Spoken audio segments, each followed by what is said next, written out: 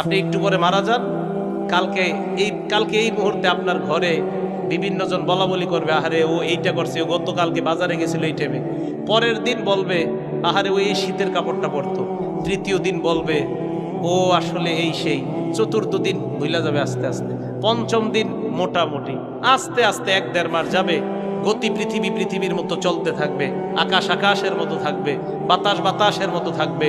আপনার বন্ধু টন্ধু যারা যার যার কর্মস্থানে সে মতোই করবে, কিন্তু আমি আপনি কবরে থাকতে হবে। এটাই চূড়ান্ত বাস্তবতা।